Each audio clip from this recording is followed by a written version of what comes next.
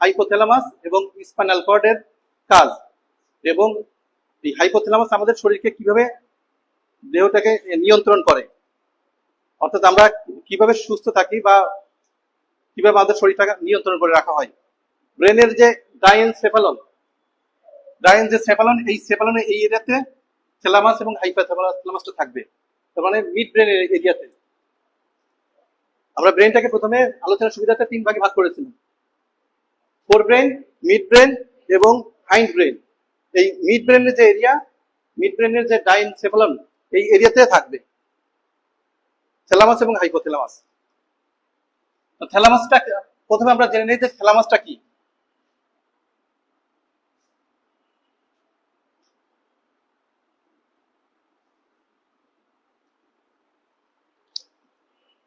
থ্যালামাসটা হচ্ছে আপনার relay station, আপনার নার্ভের যে স্টেশন, আমাদের ট্রেন অথবা বাস এক জায়গায় স্টপেজ হওয়ার জন্য যে একটা স্টেশন থাকে অথবা একটা স্ট্যান্ড থাকে, ঠিক এরকম নার্ভের একটা স্টেশন, যেটার মধ্য দিয়ে যে নার্ভটা ব্রেনের মধ্যে পৌঁছায় বা অথবা সেন্ট্রাল নার্ভাস সিস্টেমের মধ্যে পৌঁছায়, এমন একটা স্টপেজ অথবা এমন একটা স্ট্যান্ড। তো এখানে এটার কাজই হচ্ছে, থ্যালামাস যেটা, এটার কাজ হচ্ছে এরকম যে সিগন্যালটা আসবে, এই সিগন্যালটা এখানে একত্রিত করে এটা ব্রেনে পৌঁছে দেওয়া, আর এই কাজটা করে এই থ্যালামাস। আর থ্যালামাসটা পাওয়া যাবে কোথায়? এই মিড ব্রেনের গ্রে ম্যাটার, ধূসর বর্ণের একটা ম্যাটার থাকবে, এই মাংসপিণ্ড থাকবে এই এরিয়াতে, এবং এটার আকৃতি হবে ওভাল অথবা লার্জ। থ্যালামাসের মধ্যে এই আপনার এই শুধু থ্যালামাসটাই হচ্ছে বড়, আর হাইপোথ্যালামাস এবং ইপিথ্যালামাস এগুলো ক্ষুদ্র, এবং এটার আকৃতিটা হবে ওভাল, ডিম্ব আকৃতির। কিরকম হবে? ওভাল, ডিম্ব আকৃতির হবে, এবং এটার আকৃতি হবে লার্জ। এই এরিয়াতে হবে, এখানে হবে ওভাল এবং ডিম্ব আকৃতির এরিয়াতে। আপনার এটার আকৃতি, এটা হবে লার্জ, বড়, এবং এটা এখানে আপনার যত সিগন্যাল, সব সিগন্যাল এখানে যাবে, গিয়ে এখান থেকে এটা ব্রেনের মধ্যে পৌঁছাবে। আচ্ছা, এর পাশে যে এরিয়া, নিচে যে এরিয়া, এখানেই হচ্ছে আপনার হাইপোথ্যালামাস, এবং হাইপোথ্যালামাস যে এরিয়া, এটা খুব ক্ষুদ্র একটা এরিয়া, থ্যালামাসের থেকে ছোট এবং থ্যালামাসের থেকে নিচে এরিয়াটা হবে। এখানে আমরা জেনে রাখি যে এই থ্যালামাসের যে এরিয়া, এই এরিয়াতে আমাদের যে স্পেশাল সেন্স অর্গানগুলো, বিশেষ অনুভূতি প্রবণ যে এরিয়াগুলো, এই এরিয়ার মধ্যে শুধু ঘ্রাণ শক্তি বাদে সব এরিয়া, যেমন চোখের দৃষ্টিশক্তি অথবা আপনার কানের যে শক্তি অথবা জিহ্বার স্বাদের যে শক্তি অথবা স্কিনের যে স্পর্শ, সব এই থ্যালামাসের মধ্যে দিয়ে ভিতরে যাবে। থ্যালামাসের মধ্যে দিয়ে গিয়ে ওখানে গিয়ে স্টেশন, এখানে আপনার রিলে হবে, এরপরে এখান থেকে এটা সিগন্যালটা যাবে হচ্ছে ব্রেনে। তাহলে এই থ্যালামাসের মধ্যে দিয়ে শুধু ঘ্রাণটা বাদে বাকি সব সেন্সিটিভ যে অর্গানগুলো আছে সবগুলো ব্রেনে পৌঁছাবে, ঠিক আছে। আর হাইপোথ্যালামাস যে এরিয়া, এই এরিয়াতে এখান থেকে দুইটা জিনিস নিয়ন্ত্রিত হয়, একটা হচ্ছে হরমোন, আর আরেকটা হচ্ছে আপনার অটোনমিক যে নার্ভাস সিস্টেম, আমাদের যেমন হার্ট, লাংস, স্প্লিন, কিডনি, যে অর্গানগুলো অটোমেটিক কাজ করে, এই অর্গানগুলো এখান থেকে নিয়ন্ত্রিত হয়। কোথা থেকে? এই হাইপোথ্যালামাস থেকে। হাইপোথ্যালামাস যে রিজন, এই রিজন থেকে, হাইপোথ্যালামাস এখান থেকে।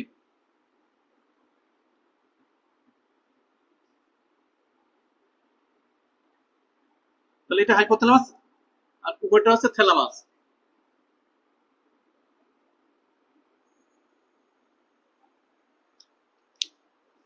তাহলে হাইপোথ্যালামাসের আমাদের মূলত দুইটা কাজ করে কিন্তু, আর এই হাইপোথ্যালামাসটা ক্ষুদ্র এবং হাইপোথ্যালামাসটা থ্যালামাসের নিচে থাকবে, থ্যালামাসের থেকে ছোট।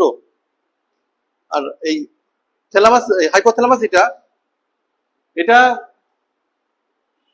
এটাও আপনার কিন্তু এই ডাইএনসেফালনের মধ্যেকার একটা অংশ, ব্রেনের যে ডাইএনসেফালন, এই সেফালনের মধ্যেকার একটা অংশ, মিড ব্রেনের পাশে, মিড ব্রেনের মধ্যে এটার অবস্থান। আর তাহলে এটার কাজ হচ্ছে দুইটা কাজ করে। ফার্স্ট কাজ করে এটা হচ্ছে আমরা যে হরমোনের নিঃসরণ, এই হরমোনটাকে এটা নিঃসরণ করতে সাহায্য করে, আর হচ্ছে এখান থেকে সিগন্যালটা আসবে হরমোন নিঃসরণের বিষয়ে, এখান থেকে সিগন্যালটা আসবে। আর এখান থেকে আরেকটা কাজ হবে কি, আপনার যে আমাদের যে অটোনমিক যে নার্ভাস সিস্টেমের যে অর্গানগুলো আছে, হ্যাঁ, এই অর্গানগুলোকে নিয়ন্ত্রণ করবে এবং এই অর্গানগুলোর মধ্যে সমন্বয় সাধন করবে, তাই তো। এখানে হরমোনের ক্ষেত্রে কি কাজ করে? হরমোনের ক্ষেত্রে দুইটা কাজ করে।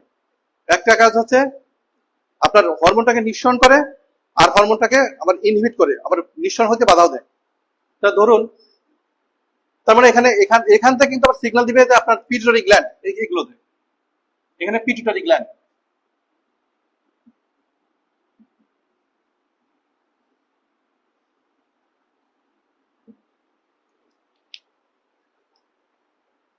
ধরুন আপনার একটা গ্ল্যান্ড, আপনার থাইরয়েড গ্ল্যান্ডের কথা ধরি, থাইরয়েড গ্ল্যান্ড থেকে যে হরমোনগুলো নিঃসরণ হয়, এই হরমোনগুলো নিঃসরণ হবে। এক্ষেত্রে হাইপোথ্যালামাস থেকে সিগন্যাল দিবে, হাইপোথ্যালামাস থেকে সিগন্যাল দিবে কোথায়? এই পিটুইটারি গ্ল্যান্ডকে। পিটুইটারি গ্ল্যান্ড তখন থাইরয়েড স্টিমুলেটিং হরমোন টিএসএইচ এটা নিঃসরণ করবে। টিএসএইচ থাইরয়েড স্টিমুলেটিং হরমোন নিঃসরণ করবে। এটা থাইরয়েড স্টিমুলেটিং হরমোনটাকে তখন নিঃসরণ করবে কোথা থেকে? এই পিটুইটারি গ্ল্যান্ড থেকে। এই পিটুইটারি গ্ল্যান্ড কি করবে? তখন এই টিএসএইচ যখন নিঃসরণ হবে, তখন আপনার এই থাইরয়েড গ্ল্যান্ড থেকে যে হরমোনগুলো নিঃসরণ হওয়ার কথা, সেই হরমোনগুলো নিঃসরণ হবে। এখান থেকে থাইরয়েড গ্ল্যান্ড থেকে যে হরমোনগুলো নিঃসরণ হয়, থাইরয়েড গ্ল্যান্ডগুলো এখান থেকে যে হরমোনগুলো নিঃসরণ হয়, এখানে আপনার থাইরয়েড গ্ল্যান্ড থেকে যে হরমোন নিঃসরণ হয়, এর মধ্যে তিনটা হরমোন নিঃসরণ হয়। একটা হচ্ছে আপনার থাইরক্সিন, ট্রাইআইডোথাইরোনিন আর ক্যালসিটোনিন। থাইরক্সিন T4, আর ট্রাইআইডোথাইরোনিন T3, আর ক্যালসিটোনিন।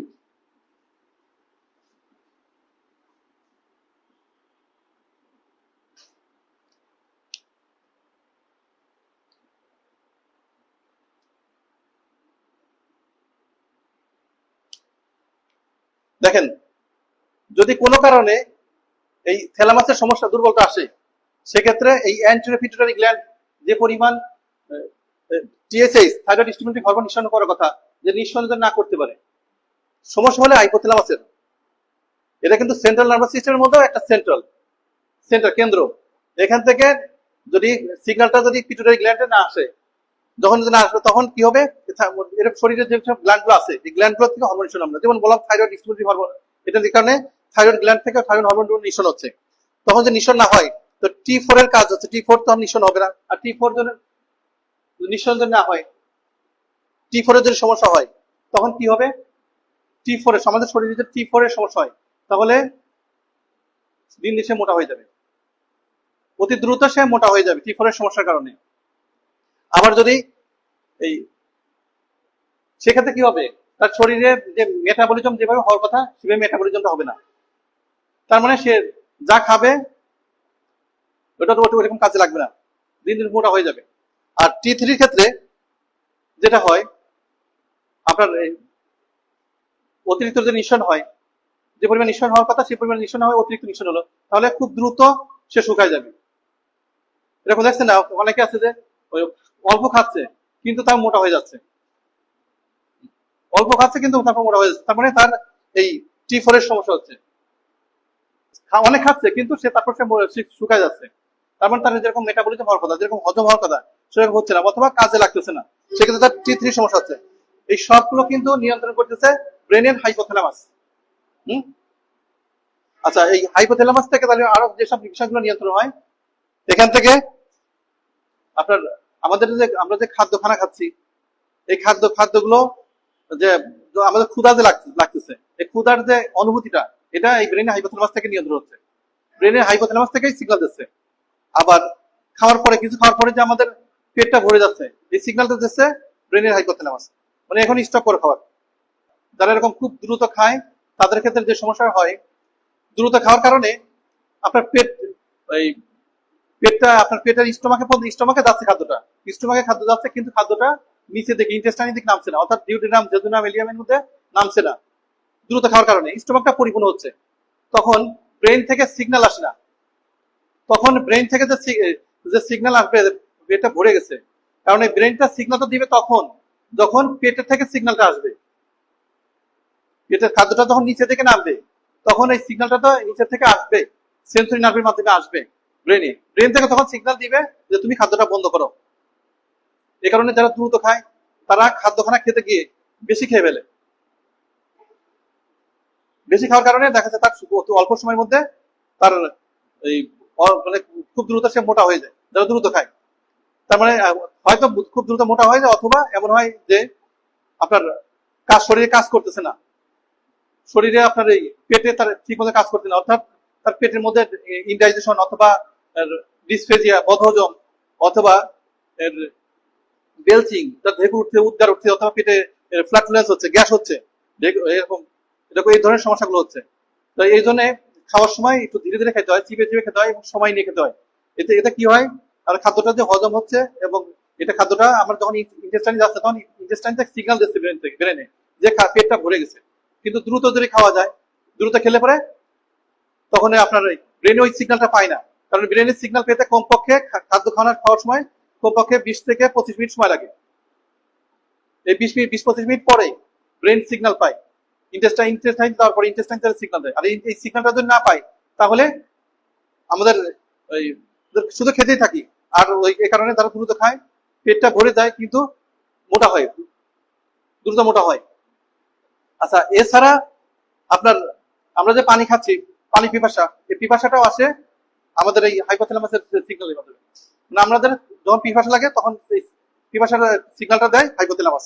আবার হ্যাঁ, পানির পেটটা পানির অভাব পূরণ হয়ে গেল, মানে ব্যালেন্স হয়ে গেল, সেই সিগন্যালটা দেয় হাইপোথ্যালামাস। আমরা কখন কখন ঘুমাবো, ঘুমের সিগন্যালটা হাইপোথ্যালামাস দেয়। কখন ঘুমাবো এই সিগন্যালটা দেয় হচ্ছে হাইপোথ্যালামাস, মানে ঘুম ভাব যেটা, এটা দেয় হাইপোথ্যালামাস। আবার যখন ঘুম থেকে উঠবো, কখন উঠবো, এই ঘুম থেকে জাগায় যাচ্ছে, এটা এই যে সাইকেল, ঘুমাতে যাওয়া আর ঘুম থেকে উঠা, এই যে সার্কেল, এই সার্কেলটা মেনটেন করে হাইপোথ্যালামাস। এই কারণে কারো যদি হাইপোথ্যালামাসের সমস্যা হয় তাহলে দেখবেন, হ্যাঁ, হাইপোথ্যালামাস তো সবারই থাকবে, কিন্তু দেখা যায় এই হাইপোথ্যালামাসে যদি কারো সমস্যা হয়, বললাম কি আমাদের সেন্ট্রাল নার্ভাস সিস্টেম, এই সেন্ট্রাল নার্ভাস সিস্টেমের মধ্যেও আবার সেন্টার হচ্ছে হাইপোথ্যালামাস। ঠিক আছে, এই এখান থেকে আবার বিভিন্ন অর্গানের মধ্যে দেখেন, বিভিন্ন অর্গান যেমন হার্ট এবং লাংসের মধ্যে একটা সমন্বয় আছে, হার্টের থেকে লাংসে রক্ত যাচ্ছে, আর লাংস কি করছে, পরিবেশের অক্সিজেন নিয়ে রক্তটাকে পিওর করছে। এই যে পিওর করা অথবা রক্তটাকে রিসিভ করা, এই সমন্বয় যদি না হতো তাহলে কি হতো, হঠাৎ অ্যাটাক হতো অথবা স্ট্রোক হতো। হ্যাঁ, যে পরিমাণ রক্ত হার্টের থেকে ব্রেনে যাওয়া লাগবে, এটা সমন্বয়, সে পরিমাণ রক্ত শক্তির কাজ আছে। এই যে সমন্বয়, এই সমন্বয়টা করছে আমাদের হাইপোথ্যালামাস। আবার দেখেছেন কিডনিতে নিয়ে পাঠানো হচ্ছে রক্তটা থাকার জন্য, এই হার্টের থেকে কিডনিতে দিয়ে দেওয়া হচ্ছে, এটা থাকার জন্য রক্তটা দিয়ে দেওয়া হচ্ছে। এটা যদি পরিমাণ মতো না দেওয়া হতো তাহলে আপনার এই সমন্বয় হতো না। যেমন যখন স্ট্রোক হয় তখন কিন্তু ব্রেইনের যে আর্টারি গুলো, এগুলো কিন্তু ছিঁড়ে যায়, ব্লিডিংটা হয় ব্রেইনের মধ্যে বাইরের দিকে, মানে আর্টারি থেকে বাইরের দিকে। তখন কি হয়, তখন দেখা যাচ্ছে ওই জায়গায় হেমাটোমা হয় অথবা হিমোরয়েজ হয় ব্রেনে। এই কারণে কিন্তু সেটাকে বলা হচ্ছে স্ট্রোক, ব্রেনের যে স্ট্রোকটা। অথবা হার্ট যদি ঠিক মতো কাজ না করে, মানে যে পরিমাণ যেভাবে কাজ করা কথা সেভাবে কাজ করলো না, সমন্বয় সাধন করতে পারছে না, তখন কি হবে, দেখা যাচ্ছে ঠিক মতো যেভাবে ব্রেনের রক্ত সাপ্লাই দেওয়ার কথা সেভাবে যদি না দিতে পারে তাহলে কি হবে, আমাদের মাথা ঘুরবে, ঝিমঝিম ভাব হবে অথবা দুর্বল লাগবে। আর এই সময় আরেকটা জিনিস হয়, ব্রেনে যদি ঠিক মতো ব্লাড সাপ্লাই না হয় তাহলে আমাদের স্টোমাকে একটা সিগন্যাল দিবে। এই জন্য কখনো হার্ট অ্যাটাক হলে তখন দেখবেন যে পেশেন্টের মধ্যে বমি ভাব আসছে, বমি ভাব, হ্যাঁ, হার্ট অ্যাটাক হলে। আর তারপরে তার মধ্যে এরকম দুর্বলতা, মাথা ঘোরা, এই লক্ষণগুলো আসে। আর হচ্ছে তার তখন যে হার্ট বিটটা বেড়ে যায়, জন্য অ্যাটাক হয়। আর হচ্ছে মূলত আবার কি বুকটা ভারী মনে হতে পারে, আর বুকের মধ্যে চাপ বোধ অনুভব হতে পারে। হ্যাঁ, বুকে ব্যথাও করতে পারে, মাঝে মধ্যে বুকের ব্যথাও করে। মূলত এটা হয় যখন ওইরকম ব্লাড সাপ্লাইটা ঠিক মতো দিতে পারে হার্টের বিভিন্ন এরিয়াতে, তখন ব্লাড সাপ্লাইটা না দিতে পারে। তখন এই যে সমন্বয়গুলো, একটা সঙ্গে একটা অর্গানের সঙ্গে আরেকটা অর্গানের সমন্বয়, হ্যাঁ, এই সমন্বয়টা করে হাইপোথ্যালামাস। ঠিক আছে। আচ্ছা, এছাড়া আপনার কারো ক্যারেক্টার, কারো বিহেভিয়ারাল সেন্স অথবা তার অ্যাটিটিউড, মেন্টালি যে অ্যাটিটিউড, অথবা তার যে কারো হঠাৎ করে রেগে যাওয়া, তারপরে আমরা ভালো কিছু শুনলে পরে বা খুশি সংবাদ শুনলে আমরা হাসি, তারপরে আমরা দুঃখের সংবাদ শুনলে অথবা মনে যখন কষ্ট পাই তখন আমার চোখ দিয়ে পানি আসে। হ্যাঁ, এইগুলো, বা আমরা যখন খুশির সংবাদ শুনি তখন মনের মধ্যে একটা ভালো লাগা, যে এই যে এইগুলো কাজগুলো, এগুলো আমাদের এই হাইপোথ্যালামাসের খেলা, তাহলে হাইপোথ্যালামাসের কারণে হয়। এছাড়া এই যে আপনার বিশেষ করে এই কনজুগাল লাইফে, দাম্পত্য জীবনে সেক্সুয়াল এক্সাইটমেন্ট অথবা ডিজায়ার, যে ইচ্ছা অনিচ্ছা, এগুলো সব নিয়ন্ত্রণ করে হাইপোথ্যালামাস। এখন এই জন্য কারো যদি এই হাইপোথ্যালামাসের সমস্যা হয় তাহলে তার কি হবে, তার এই যে বিভিন্ন এই অর্গানগুলো ঠিক মতো কাজ করবে না। কারো যে হাইপোথ্যালামাসের সমস্যা হয় তার যে এই এই হরমোনগুলো ঠিক মতো রিলিজ হবে না, কারণ এই হাইপোথ্যালামাসের কারণেই কিন্তু এই অর্গানগুলো যেমন কাজ করছে তেমন এই আমাদের গ্ল্যান্ড গুলো কাজ করছে। তো ধরুন যে কারো আপনার বাচ্চা কাচ্চা হচ্ছে না, হ্যাঁ, তখন আমরা কি কি চিন্তা করতে পারি? মূলত এই হাইপোথ্যালামাসে ঠিক মতো কাজ করছে না। কিভাবে দেখেন, আমরা জানি মেয়েদের হচ্ছে প্রতি মাসে একটা করে ওভাম ম্যাচিউর হয়।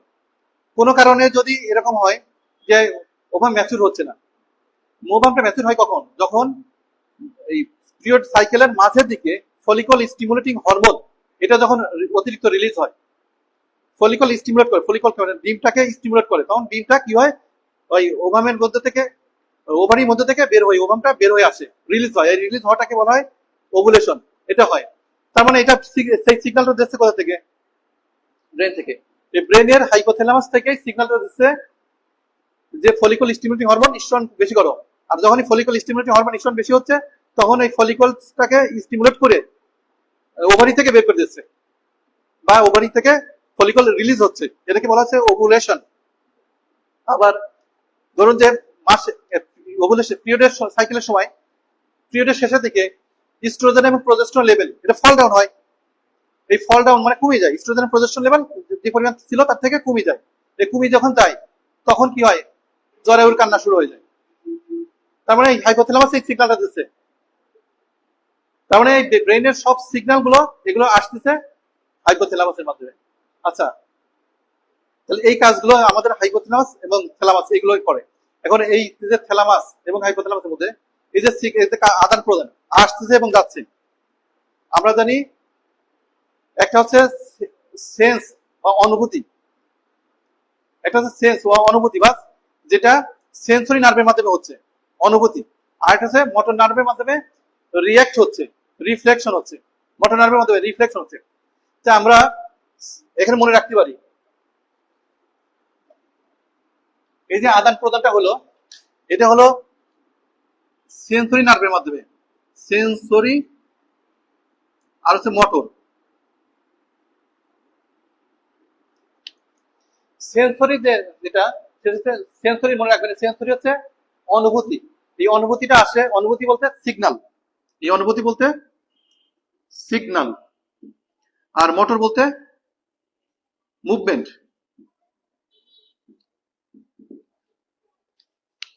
যেমন ধরুন আপনার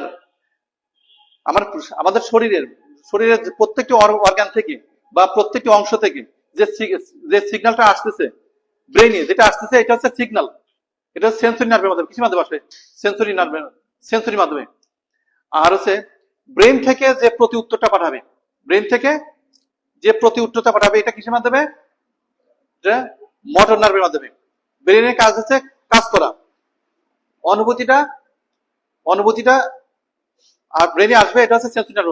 ধরুন আপনি সুইয়ের কাজ করতেন, হঠাৎ করে সুইটা হাতের মধ্যে ঢুকে গেল, আপনি সঙ্গে সঙ্গে উফ একটা শব্দ করলেন, এই যে ঢুকে গেল, এই অনুভূতিটা আমার ব্রেনে চলে গেছে, কিন্তু সঙ্গে সঙ্গে চলে গেল, সুই ঢুকছে, অনুভূতিটা অনুভব করছেন, এটা হচ্ছে সেন্সরি নার্ভের কাজ। কার কাজ? সেন্সরি নার্ভের কাজ, ঠিক আছে। আর এই যে বললাম, এই যে মশা, শরীরের কথা মনে মশা বসছে, এই অনুভূতিটা সঙ্গে সঙ্গে ব্রেনে চলে গেল, এটা হচ্ছে সেন্সরি নার্ভের কাজ। আর ব্রেন থেকে যে প্রতি উত্তরটা পাঠাবে এটা হচ্ছে মোটরের কাজ। মোটরের কাজ হচ্ছে মুভমেন্ট। কি মুভমেন্ট করছে? এখানে হাতটা মুভমেন্ট করছি মশাটাকে মারার জন্য, ঠিক আছে, মোটর নার্ভের কাজ। তাই দুইটা কাজ হচ্ছে এখানে। আচ্ছা, এখন আমাদের এই সেন্সরি নার্ভগুলো যদি কখনো নষ্ট হয়, সেন্সরি নার্ভের কাজ, সেন্সরি নার্ভ যদি কখনো ঠিক মতো কাজ না করে, তাহলে আমাদের কি সমস্যা হবে? ওই অর্গানের সেন্স পাওয়া যাবে না, ওই অর্গানের ওই অংশের ওই পার্টের সেন্স পাওয়া যাবে না। মানে কি, ওই পার্টটা কখনো পেশেন্ট এরকম বলে না যে আমার একটা এই অংশটা অবশ অবশ মনে হচ্ছে, আমার এই অংশটা মানে বোধ শক্তি পাচ্ছি না, আমার এই অংশটা ব্যথা নাই, বলে না এরকম। দেখেছে আপনার, তখন আমরা অনেক সময় দেখি ওই চাবির অংশ দিয়ে গুতা দিয়ে অথবা চিমটি দিয়ে অথবা সুচ ফুটিয়ে দেখি যখন তার ব্যথা অনুভব হয় কিনা। ঠিক আছে, তো এরকম সেন্সরি নার্ভ যদি কখনো অকেজ হয়, সেন্সরি নার্ভ যদি কখনো নষ্ট হয়, তাহলে আমরা ওই জায়গার অনুভূতিটা পাবো না। আচ্ছা, আর যদি আরে মোটর নার্ভে কোনো কখনো সমস্যা হয়, মোটর নার্ভ, তখন কি হবে? মোটর নার্ভে যদি কখনো কোনো সমস্যা হয়, তাহলে আমরা একটা সাইড প্যারালাইজড হয়ে যাবে, একটা সাইড প্যারালাইজ। তার মানে কখনো দেখছেন স্ট্রোক করে প্যারালাইজড হয়ে গেছে, কাজ করছে না, তখন তার এই মোটর নার্ভ ইনঅ্যাক্টিভ, তার মানে ব্রেন সিগন্যাল দিচ্ছে না। হুম, যখন এক পাশ প্যারালাইজড, তখন ব্রেনের একটা নির্দিষ্ট এরিয়াতে সমস্যা হচ্ছে। কারো দেখা যাচ্ছে কারো মুখ বাঁকা হয়ে যাচ্ছে, কারো জিহ্বা সমস্যা হচ্ছে, অথবা কারো এক হাত, অথবা কারো এক পা, তখন ব্রেনের যে নির্দিষ্ট এরিয়াতে ক্ষতি হয়েছে সেই এরিয়াতে, তার মানে ব্রেনের ওই এরিয়াতে আপনার মোটর নার্ভ কাজ করতেছে না।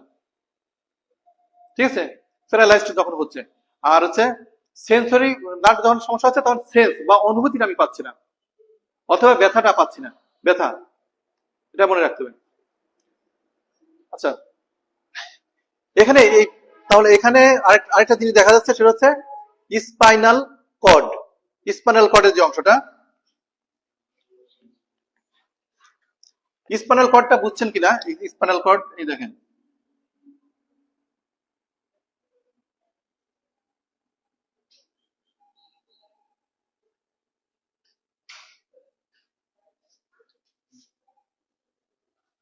টোটাল এই অংশটা, দেখেন যেরকম অংশটা দেখানো হচ্ছে, টোটাল এই অংশটাই হচ্ছে স্পাইনাল কর্ড।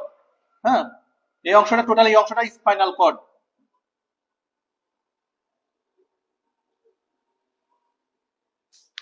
এই স্পাইনাল কর্ড নিচের দিকে নেমে গেছে। স্পাইনাল কর্ডের অর্থ, এই স্পাইনাল কর্ড শব্দের অর্থ বোটা অথবা ডাটা। ব্রেনের ব্রেনের এই ব্রেন এর উপরেই মনে করে, এর উপরেই এখানেই ব্রেন থাকবে, এর উপরেই ব্রেন থাকবে।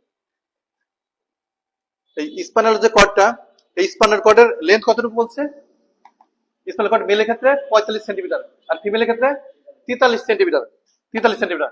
এই স্পাইনাল কর্ড, এটা যে পিছনে যে ভার্টিব্রাল কলাম, এখানে যেটা দেখানো হয়েছে ভার্টিব্রাল কলাম, এই ভার্টিব্রাল কলামের মধ্যে দিয়ে নিচে নেমে আসছে। এই ভার্টিব্রাল কলামের মধ্যে দিয়ে এখানে স্পাইনাল কর্ডটা, এই স্পাইনাল কর্ড ভার্টিব্রাল কলামের মধ্যে দিয়ে নিচে নেমে আসছে। ঠিক আছে,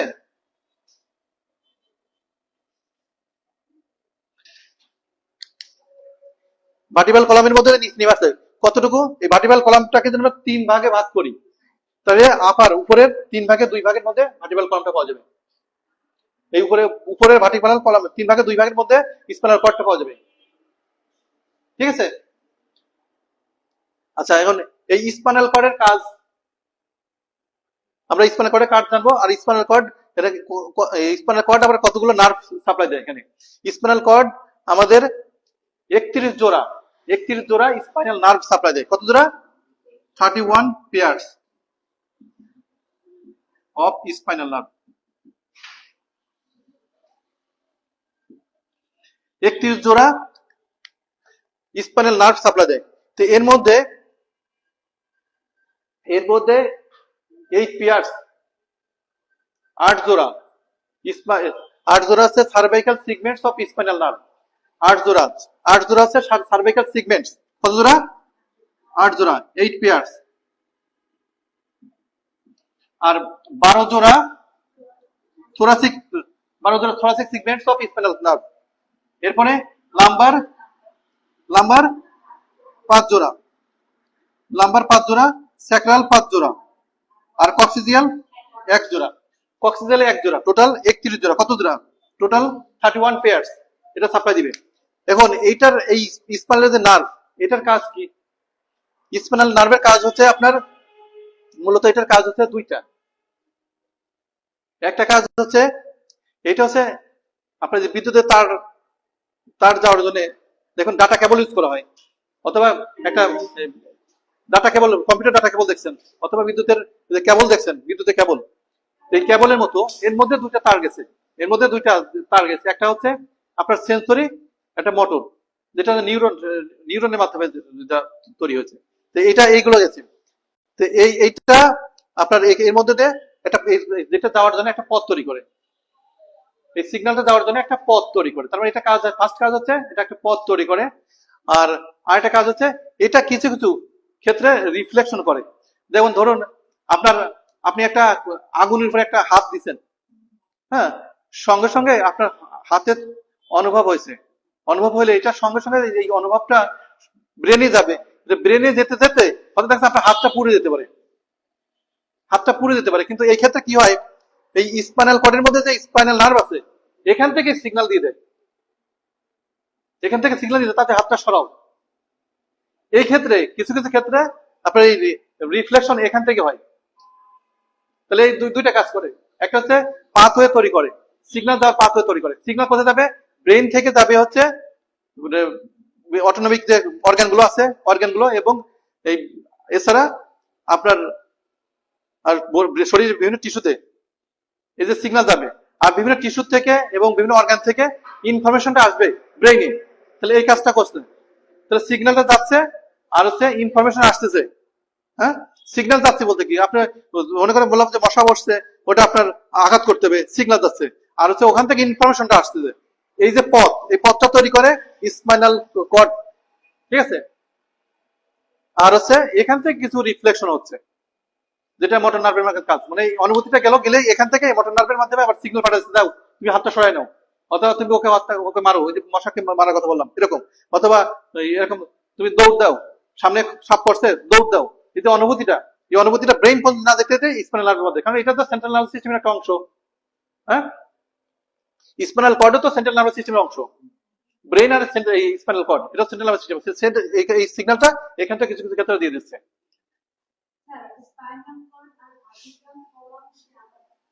আচ্ছা, স্পাইনাল সেটা তো বুঝাচ্ছি, ভার্টিব্রাল কলাম, কলাম হচ্ছে এই যে এই ব্যাকবোন, ব্যাকবোন হচ্ছে ভার্টিব্রাল কলাম, হ্যাঁ, যেটা মেরুদণ্ড শিরদাঁড়া। আর হচ্ছে আর আর এটা হচ্ছে একটা চ্যানেল, এটা একটা চ্যানেল, একটা কেবল, যেটার মধ্য দিয়ে নার্ভটা পাস হবে। আপনার কখনো মুরগির জবাই করার পরে মুরগির গলার মধ্যে থেকে সাদা একটা সুতার মতো দেখছেন? তো এটা আমরা অনেক সময় এরকম দেখছি যে ওই কাঠি ঢুকিয়ে ওইটা বের করে ফেলানো হয়, দেখছেন? তো এইটাই হচ্ছে স্পাইনাল নার্ভ, এটাই স্পাইনাল নার্ভ, ঠিক আছে। তাহলে এই স্পাইনাল নার্ভের কাজ তাহলে এরকম এই দুইটা, মূলত এই দুইটা কাজ করে, অনুভূতি আদান প্রদান করে, অনুভূতি আদান প্রদান করে। একটা হচ্ছে সিগন্যাল পাঠায় আর ওখান থেকে ইনফরমেশন আসে শরীরের বিভিন্ন মাংসপেশি থেকে বা টিস্যু থেকে এবং বিভিন্ন অর্গান থেকে ইনফরমেশনটা আসে। আর একটা কাজ এখান থেকে রিফ্লেকশনটা হয়, এটা